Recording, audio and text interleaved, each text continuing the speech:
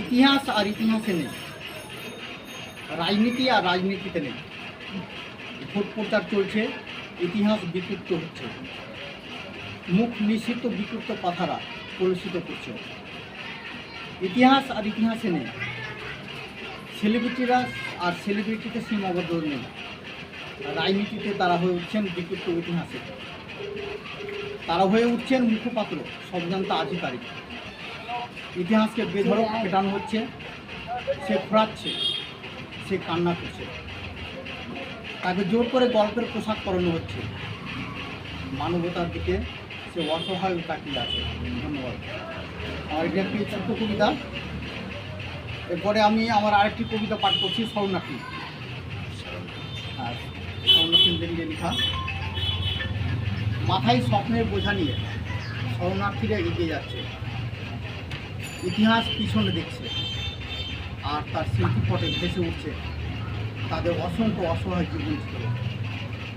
তারা স্বপ্ন দেখেছিল নিজ দেশে সুখের নীড় তৈরি করতে, শান্তিতেই ছিল।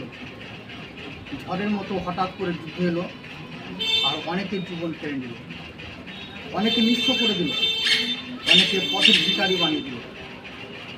তাদের ভবিষ্যৎকে চোরের মতো পেটানো হলো, তাদের ইচ্ছা, আশা, স্বপ্ন কাচের মতো চুরমার হয়ে গেল। তবু একটু বাঁচার জন্য পিঁপড়ের মতো লাইন ধরে কাঁটা তারের বিরাট দিকে এগিয়ে চলেছে, আর মাটির মুখে দুর্বিষহ জীবন ইতিহাস উঠে যাচ্ছে। হোঁচট খেয়ে রাস্তায় পড়ে গেলে দাঁড়ায় কোথায় উঠে, রক্তাক্ত জীবন নিয়ে তারা সেটাই করার চেষ্টা করছে। কাঁটা তারে জলের সময় মাঠ খেতে হচ্ছে, যেন এই নীল গ্রহে তাদের কোনো ঠাঁই নেই, যেন তাদের কোনো দেশ নেই। যদি কবিতা বললাম, আর আরেকটা বলছি।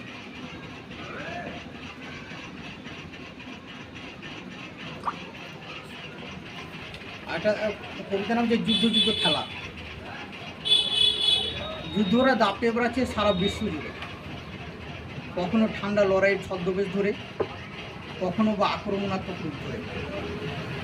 যুদ্ধাস্ত্র রাজত্ব করছে সারা।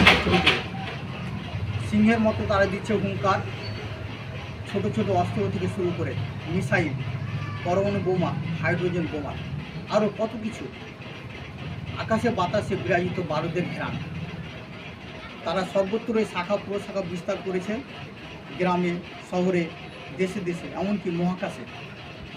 তাদের রেডিয়েশন মানুষের মনে মনে ছড়িয়ে পড়ছে। অনুরণন হচ্ছে পুঁজিবাদী দামামা। প্রায় সর্বত্রই যুদ্ধ যুদ্ধ খেলা আর অস্ত্রের প্রতিযোগিতা। শান্তিরা কোণঠাসা হয়ে পড়েছে জানো।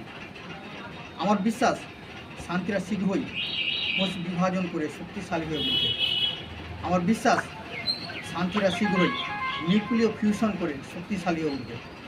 ধন্যবাদ। শেষে